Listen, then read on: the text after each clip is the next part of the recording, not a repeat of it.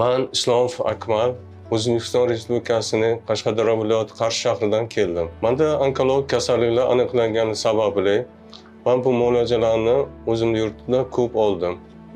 Dekabr oyida Hindiston yurtining Dehli shahrida Max Hospital shifoxonasiga keldim. Dehli shahriga doktor Samir Katri huzurida ko'rikda bo'ldim. He came to me with a very big lesion in the optic area.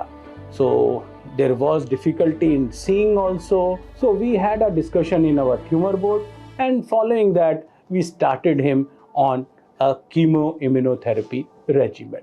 Bu davo muolajalarini juda ham olib, juda ham mamnun bo'lganligimni men o'zimda his qildim. And now we have done a scan just one day prior, and the scan is showing that the disease has nearly disappeared. Men bu Max Hospital professorlardan, vrachlardan juda ham minnatdorman. Hozir ahvolim ancha yaxshi.